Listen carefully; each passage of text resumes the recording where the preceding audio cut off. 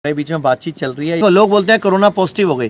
Corona positive होना कोई बीमारी नहीं है ना। पाकिस्तान में अभी हिम्स के नाम से हमारे 19 सेंटर हैं। बड़ी बीमारियां हैं, chronic disease, kidney fail, liver fail, cancer, thalassaemia और भी ऑटोइम्यून डिजीज।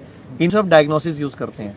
इन सारी पैथियों के द्वारा हम व्यक्ति को सिखाते हैं क्या खाना है, क्या नहीं खाना, क्या ज़्यादा खाना है, क्या कम खाना है, क्या अच्छा क्या बुरा, किस ब्लड ग्रुप के अकॉर्डिंग क्या खाना है, किस मौसम में क्या खाना है, क्या नहीं खाना। तो व्यक्ति कोई बड़ी बीमारी वाला भी होगा तो अपने आप ऑटोमेटिकली ही ठीक हो जाता है। सारी पैथियाँ एक साथ, आयुर्वेद, होम्योपैथी, नेचुरोपैथी, योगा, यूनानी और एलोपैथी।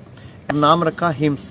हिम्स मतलब HIIMS, hospital and institute of integrated medical sciences, यानी कि देश की आबादी का एक बड़ा हिस्सा आज तमाम गंभीर और लाइलाज बीमारियों से त्रस्त है, एक दर दर भटकने को मजबूर हुआ पड़ा है। ऐसे में हिम्स अस्पताल ने नेचुरोपैथी और आयुर्वेदिक पैथी से इलाज को लेकर लोगों में आशा की नई किरण लेकर आया है। हिम्स प्रमुख आचार्य मनीष ने दावा किया है, जहां एक तरफ एलोपैथिक में डॉक्टरों का बड़ा वर्ग इन बीमारियों की एवज में मोटी फीस, दवाओं और अस्पताल के नाम पर लोगों से मोटा पैसा लेते हैं, वहीं हिम्स जैसे संस्थान नेचुरोपैथी और आयुर्वेदिक चिकित्सा पद्धति के माध्यम से मात्र कुछ ही दिनों में ही निदान कर देते हैं, जिस कारण से देश ही नहीं विदेश से भी इन लाइलाज बीमारियों में हमारे सेंटर में आ रहे हैं। उन्होंने दिल्ली NCR के लोगों की सुविधा के लिए दिल्ली के नजदीक ही गंग नहर से सटे नए आयुर्वेदिक चिकित्सा विज्ञान सेंटर की सुविधा को उपलब्ध किया है। चाहते हैं कि वो नेचुरोपैथी में सबसे जुड़िए। एलोपैथिक को में इतना, एलोपैथी में तो डॉक्टर बोलते हैं कि उसका सिकल सेल डिजीज और थैलेसीमिया पेशेंट का कोई मेडिसिन नहीं और कोई इलाज नहीं है, हर महीने ब्लड देना पड़ेगा बोल रहे हैं। और नेचुरोपैथी हम जब से नेचुरोपैथी अपनाया उसी दिन से तो ब्लड नहीं लग रहा है उसको। हम लोगों को ये कहना चाहते हैं कि वो नेचुरोपैथी में सबसे बेस्ट है। आचार्य मनीष ने लोगों से अपील की है, सभी देश के वासियों को मेडिकल बीमा लेना चाहिए, जिसमें आयुष बीमा शामिल हो।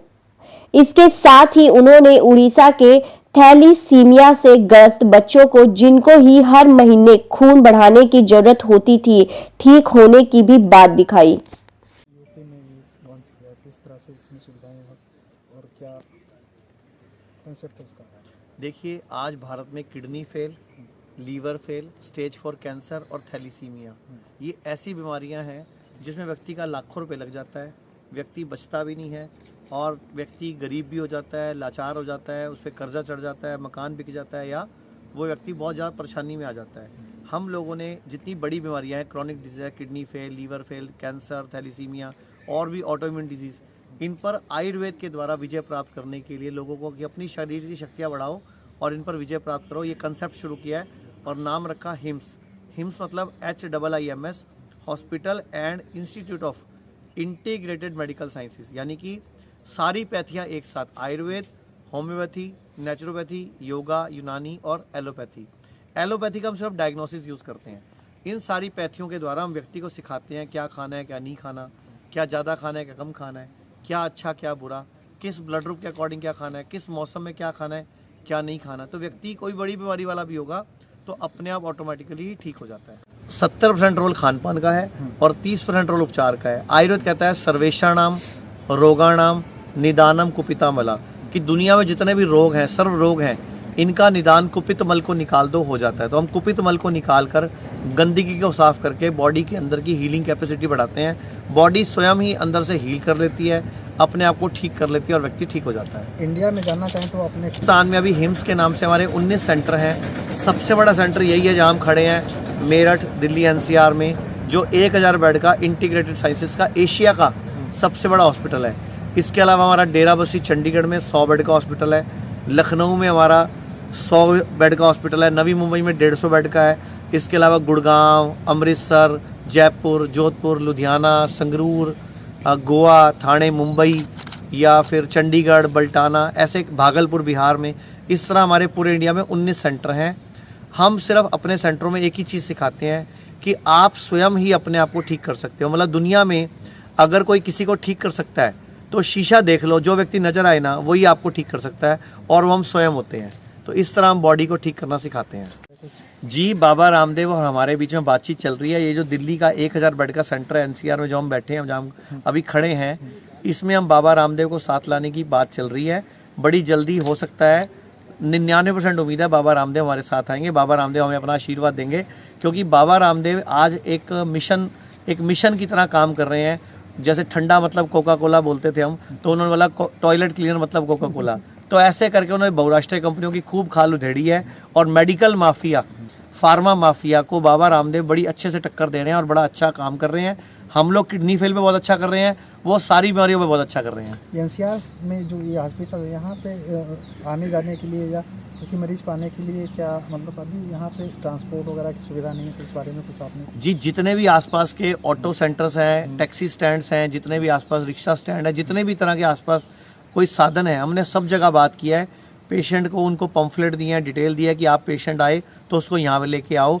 एक बार पेशेंट का आना शुरू हो जाएगा गंगा के किनारे, आप यहाँ पे देखो, आप भी खड़े हो इस टाइम, इतनी पॉजिटिविटी है कि यहाँ पे कोई भी टेंशन रहती नहीं है। अगर टेंशन होती भी है ना, हम देखते हैं थोड़ी देर में दिमाग बिल्कुल शांत हो जाता है, क्योंकि गंगा की हवाएं, हमारा जो आकाश तत्व है, ये वायु तत्व है, यहाँ पूरा ऑक्सीजन का भंडार है जिस जगह पे हम खड़े हैं। एक लास्ट सवाल है कि सर, आप एक दावा करते हैं कि एलोपैथिक में लोगों के पैसे बहुत ज़्यादा लेते हैं, तो आपका किस तरह से उससे कंपटीशन, या मैं कह सकता हूँ कि उससे कम कीमत में किस तरह से आप इलाज करते हैं? जितना एक बड़े हॉस्पिटल में एक दिन का खर्चा होता है, उतने में तो 7 दिन में हमारा पेशेंट घर भी चला जाता है, काफ़ी कुछ सीख के।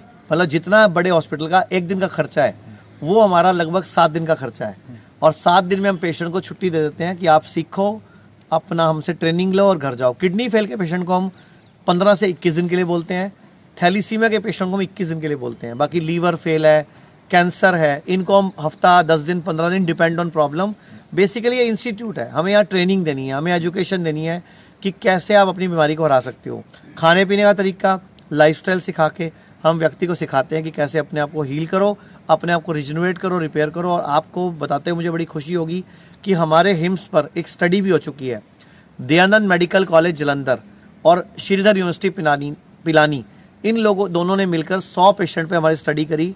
6 महीने ऑब्जर्वेशन स्टडी चली है। उस स्टडी में ये पाया गया कि 100 में से 70 लोगों का डायलिसिस बंद हो गया और 20 का कम हो गया। 10 ही पेशेंट थे जिनको बहुत कम आराम मिला। तो उसमें हम ये भी मानते हैं कि पेशेंट की कंडीशन ऐसी होती है, कई बार पेशेंट परहेज नहीं कर पाता। हम गेहूं और चावल को बंद करने की बात करते हैं। मैं आपको अपनी टीम की तरफ से बताता हूँ। हमारी टीम, ये मैं आपसे एक सवाल पूछता हूँ, अगर एकदम किसी को हार्ट अटैक पड़ जाए तो क्या करोगे? अगर आपके सामने एकदम हार्ट अटैक पड़ जाए तो आम आदमी क्या करता है? एम्बुलेंस को फ़ोन करता है, डॉक्टर को फ़ोन करता है, सारा शोर मचाता है, भागता है इधर उधर। लेकिन मान लो एम्बुलेंस आई ही नहीं टाइम से, या व्यक्ति की रास्ते में ही मौत हो गई, क्या करोगे? या हॉस्पिटल में डॉक्टर है ही नहीं। तो हम क्या कहते हैं, अगर किसी को एकदम हार्ट अटैक पड़ जाए तो ज़मीन पे दीवार का सहारा देके दोनों पैर मोड़ के बिठा दो और इतना बड़ा अदरक का टुकड़ा चबाने को दे दो। इतना बड़ा अदरक का टुकड़ा इतना चबाओ कि आँखों से पानी आ जाए। तो आपकी बॉडी में नाइट्रिक ऑक्साइड का प्रोडक्शन बढ़ जाएगा, वैसोडाइलेशन शुरू हो जाएगा, आपको इमीडिएटली एक फौरी रिलीफ मिल जाएगा और बड़ी आसानी से आप हॉस्पिटल पहुंच जाओगे। सर, अलग बातें हैं, फैलना है, फैलता रहे ना, क्या दिक्कत है? बीमार नहीं करेगा ये, क्योंकि हमारी बॉडी में इम्यूनिटी है। फैलने से कोई, देखो लोग बोलते हैं कोरोना पॉजिटिव हो गई। कोरोना पॉजिटिव होना कोई बीमारी नहीं है ना। कोरोना पॉजिटिव तो आप भी हो सकते हो, मैं भी हो सकता हूँ। अगर मेरी बॉडी में एंटीबॉडी है तो पॉजिटिव दिखाएगा मुझे, लेकिन मैं बीमार होऊंगा ये ज़रूरी नहीं है। और वैसे भी आपने सुना होगा, एक फिटेस्ट, सर्वाइवल ऑफ फिटेस्ट का सिद्धांत है डार्विन का, कि जो स्वस्थ है वही जिंदा रहे, वही बच्चे पैदा करे। तो इसीलिए ये इन्फेक्शन हमारी इम्यूनिटी को बढ़ाने के लिए आते रहते हैं, और जो लाचार है, कमज़ोर है, बीमार है, वही मरते हैं। स्वस्थ व्यक्ति अगर मरे हैं तो वो हॉस्पिटलों में, हॉस्पिटल की गलती से मरे हैं, अपने आप नहीं मरे। जैसे जंगल में जानवर रहते हैं, 2 शेर भी जब शेरनी के साथ संभोग करना होता है, दोनों की लड़ाई होती है, जो शेर जीतता है वो संभोग करता है। जब जानवर फिटनेस के सिद्धांत पे काम करते हैं तो इंसान तो करेगा ही ना। का पुत्र आप जैसा ही तो होगा। तो कोरोना का नया वेरिएंट कोरोना जैसा ही है। भारत में वैक्सीन लग चुकी है, इसलिए भारत को घबराने की ज़रूरत नहीं है और कोई नई लहर नहीं आएगी, क्योंकि भारत के लोगों की इम्यूनिटी बन चुकी है, भारत के लोगों में हर्ड इम्यूनिटी आ चुकी है। इसलिए भारत में कोरोना की किसी लहर का कोई मतलब नहीं है। हाँ, जब मौसम बदलता है, सर्दी जुकाम बुखार के कुछ केसेस होते हैं, कृपया उसको कोरोना ना समझें और कोरोना समझ के अपने काम धंधे ख़राब ना करें, क्योंकि ये प्लैंडेमिक है। चाइना, अमेरिका, जापान, कोरिया जैसे बड़े बड़े देश नहीं चाहते भारत की जीडीपी बढ़े, भारत की तरक्की हो, इसलिए बार बार जानबूझ के भारत की जीडीपी को ख़राब करने के लिए, भारत की इकोनॉमी को नुकसान पहुंचाने के लिए ये लहर आ रही है, वहर आ रही है, ऐसे करके मीडिया को ख़रीद के हमारे देश में हवा फैलाई जाती है। कृपया ना डरें, खाने पीने का ध्यान रखें। हाँ, आपके चैनल के माध्यम से मैं बताना चाहूँगा, जब भी किसी को कोई पहला लक्षण आए 3 से 4 दिन के लिए खाना छोड़ दो, गरम गरम पानी पियो, गरम गरम सूप पियो टमाटर का या हरी सब्जियों का, लेकिन मार्केट का नहीं। गरम गरम पानी, हर्बल टी या सूप पियो और साथ में नारियल पानी या मौसमी का जूस पियो। खाना नहीं खाना, रोटी चावल दूध की बनी चीज़ नहीं लेनी। 3 से 4 दिन में आपकी बॉडी खुद ही एंटीबॉडी बना लेगी और उस बीमारी को हरा देगी, चाहे नया वेरिएंट हो, XBB हो, चाहे ABB वेरिएंट हो, चाहे ओमिक्रॉन हो। कोई कोरोना आपका कुछ नहीं बिगाड़ सकता, क्योंकि आप भारत में रहते हो और भारत में इम्यूनिटी पूरी दुनिया में सबसे ज़्यादा स्ट्रांग है।